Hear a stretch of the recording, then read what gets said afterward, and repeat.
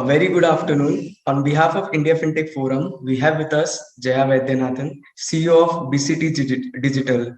Jaya Vaidyanathan is one of the few women leaders in the banking sector in India and brings over 2 decades of experience of spearheading functions like financial services, M&A, risk management, outsourcing advisory, and technology across companies like Accenture, Standard Chartered Bank.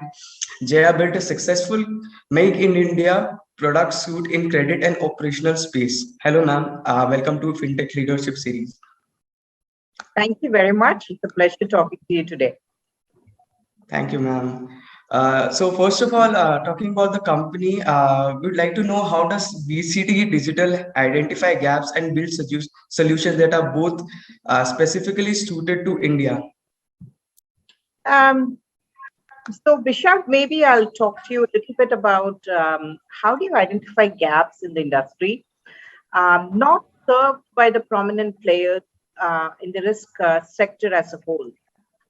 If you see, there are unique problems to a country like India, which may not be prevalent globally. For instance, NPLs are a problem now worldwide post-pandemic. But when you look at why NPLs happen, there are many reasons they happen. And it's just cultural. It is also based on regulatory reforms in different countries. For instance, when you look at NPLs in India, the outlier events have been the ones that have drained the most resources. For instance, the willingness to pay has stopped the number of transactions when it comes to NPLs in India compared to the ability to pay. Now, I'm not saying NPLs are not there worldwide, they are, but what is the aspect, the willingness aspect, and how do you address this, and what's unique about the country, and what are some of the ways that leakage happens, and how can you prevent that, is something that you need to look at from what exists in India, from a mindset, from a reforms, from a cultural perspective, and then look at it, which is something that's more nuanced than just looking at the problem as a whole and saying, here is a solution for it. So the depth of what we look at are adjacencies left by the big players or the platform players and come up with problem solutions to unique business challenges. What is specific in India or developed for India could be then adapted to so many other countries with a similar situation, or for a unique problem that this can be adapted to. Okay, so ma'am, as we know that the current dynamics has been completely changed due to COVID, and a lot of small and medium sector has been hit very hard. So, how is your predictive analysis able to manage the signal to noise ratio? So, credit monitoring is as old as lending, right? It's an old science. And when you look at credit monitoring as a whole, is that new? It isn't. But the variables that you look at has changed significantly. Earlier, if you say, repayment history was something that pretty much everybody looked at. But there are new variables such as like corporate governance, news, views, and a lot of significant data that's in the big data realm that was not traditionally used for determining credit worthiness. And if you look at one single event, one is the kind of data that you use, the kind of availability of data that you have today, new sources to tap to, and also what you do with the data, which is what you talked about as noise. What is noise and what is real data? That is the separation of that happens through science. It could be artificial intelligence, it could be predictive analytics, it could be a lot of those components that go into making the science as accurate as possible. And that is something that you would incorporate into the data. Now, let's take an example of what happened with the pandemic. In this example, for instance, whole of the past data becomes irrelevant because it's a completely new event. And that is something that you would kind of say predictive analytics has less of a role to play. Maybe artificial intelligence and looking at separation of noise, self-learning based on the data that is more current, and how do you train the systems makes more sense. So it's a combination of different things. It's about what data you use, how do you use the data, and how do you make it very relevant. That's what's changed about the noise ratio.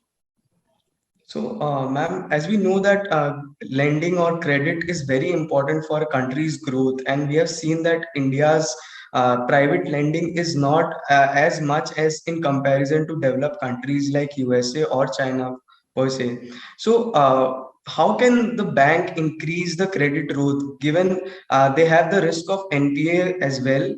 So, keeping a check on the NPA, how can they increase the credit growth so that it can help to increase the GDP of the country? What happens in most countries, like most human beings, when you have decent health, you take your life for granted. That's the same thing that happens with credit worthiness or credit growth in a country. When the economic times are really good, banks are very ebullient about lending. And therefore, what happens is they miss some significant parameters where they even lend to customers they shouldn't lend to. So credit monitoring at good times so that you kind of keep a watch on the ability of the loan to turn bad needs to happen during good times.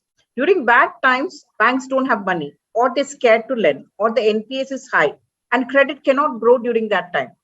So what happens is that put in the mechanisms in place when the times are good so that you can grow throughout good and bad times in a structured manner. That would be what I would advocate very strongly, because the systems need to be in place when the times are good, because one feeds the other. And then when you're doing well, even in bad times, then you will have more money to lend during bad times. And then you keep the cycle ebullient. And that's the difference what happens, during with growth economies and economies which are kind of like more whimsical. So yeah, like a bank need to keep and check on what kind of lending that they are doing. They need to be very sound in that regard. Exactly. So coming to my next question, like as we have seen that the BFSI sector or the banking sector has been growing or evolving very rapidly, and also we have seen a boom in the fintech space. So, what are the new regulatory challenges that the new companies are facing in this regard in the new fintech era?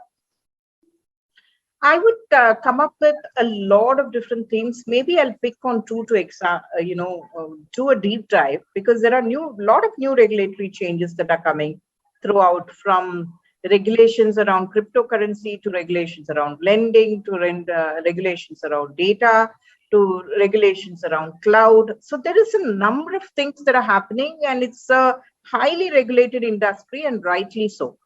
So from a perspective, let me just give you examples of maybe two areas. I'm just going to pick in no particular order, data privacy as a new regulation, and just to run you through the cycle of what it looks like. So data, as you know, is the new oil, but you can't have, you can have a lot of oil, but you can't have, too much data keeps a person confused as well.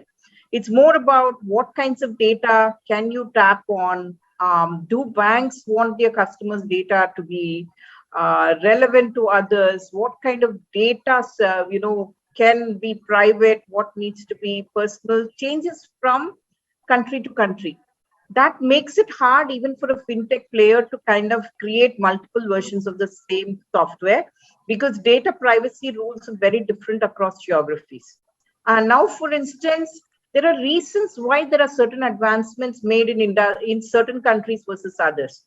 Now, Europe, for instance, has very strict laws around GDPR, data privacy, and therefore the AI that you use in countries like India cannot be used in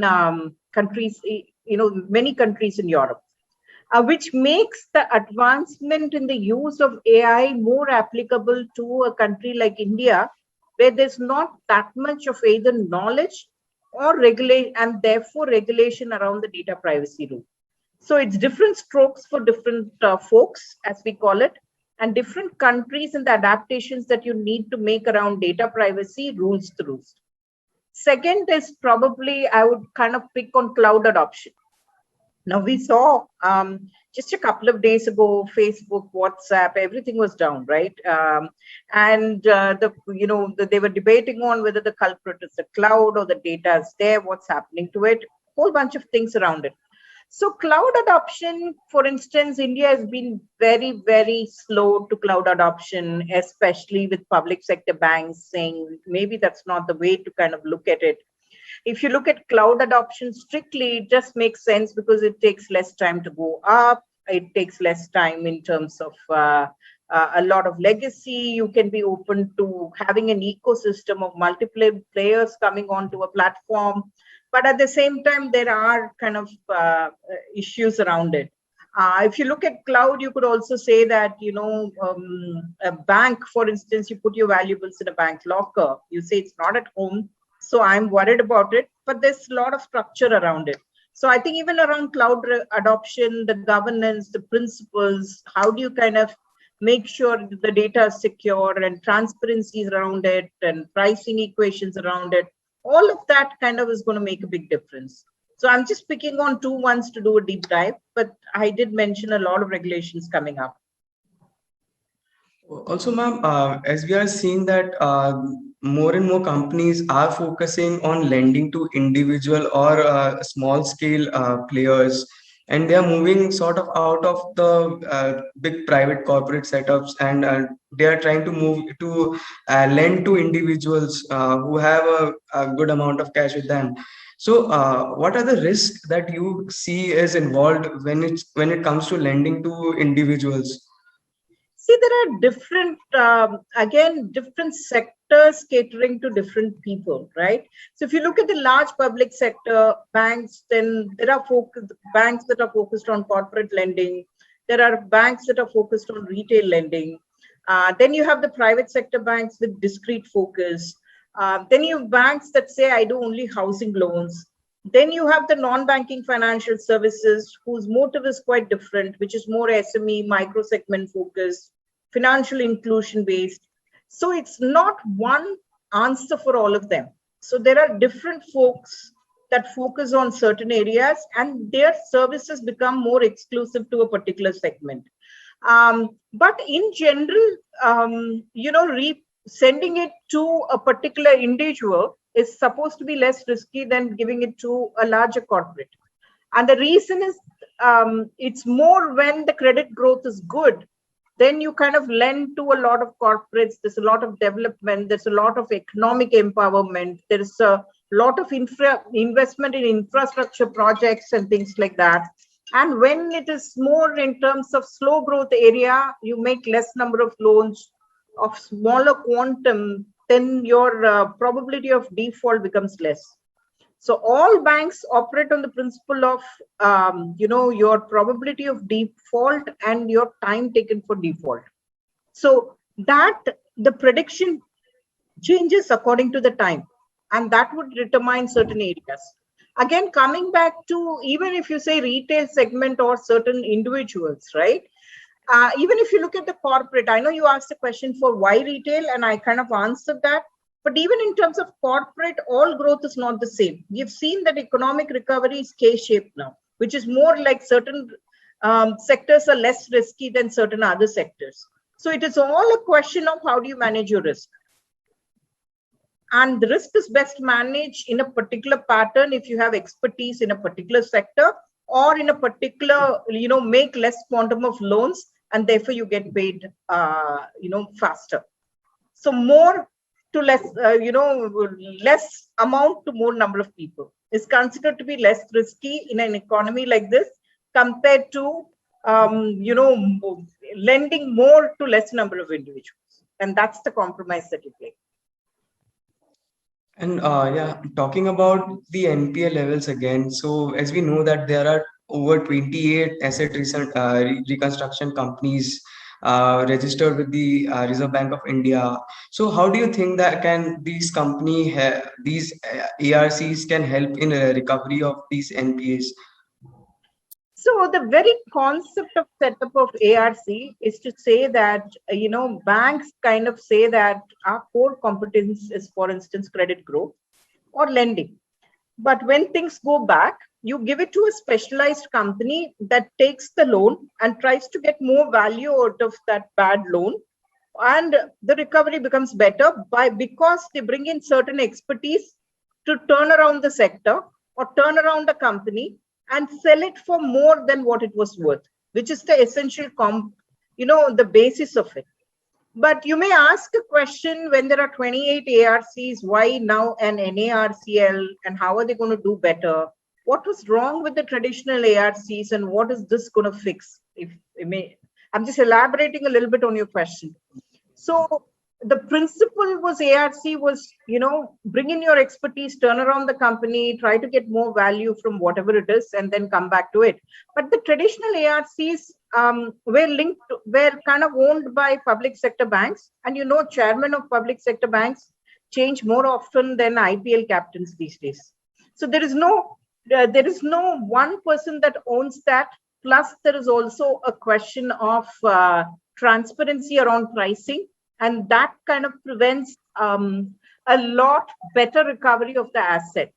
Now, with the concept of NARCL, there are multiple owners for that particular NARCL, and therefore it's backed by government guarantee. And it's also the fact that having multiple owners is like you work for many people, right? And therefore, there is supposed to be a healthier competitive bidding, and therefore more efficiency and more transparency around pricing, and a component of expertise coming from multiple sources that makes the recovery much better. I hope that answered your question. So this brings me to the last question. What would be your suggestion to young entrepreneurs who are just starting out their journey in the fintech field? See, I think it's a very exciting time to be in the fintech space. It brings components that touches why is fintech so popular? That it's a combination of finance and technology, right? Both of which touches every human being's life. There is no human being that says I cannot, in today's world, that says I don't use technology or money. It touches every aspect of your life, and therefore the identification with fintech just becomes easier. Now, you may say, and a lot of people have asked me the question, do you think that fintech space is getting overcrowded? The answer is not getting overcrowded, because the fintech pie market size itself is expanding. And therefore, there's room for a lot more healthier competition, and more entrepreneurs in the fintech industry are welcome. And it's poised at a time when the market pie is significantly expanding. We went from physical lending to digital lending to mobile-based lending. So even in like a payments kind of space, if you look at it, the pie keeps expanding. And you've not scratched the surface when you're just looking at B2C. Then there's B2B. So there is significant amount of traction that's going to change in the way the mid-market and back office segments of the industry is also affected. So it's going to be booming. And there's a lot of learnings in the industry. You've seen a lot of unicorns emerge from the sector. And I just welcome young entrepreneurs to face the initial challenging times and stay the course. Thank you for your time, ma'am. It was great interacting with you. Have a great week ahead. Thank you very much. Pleasure talking to you.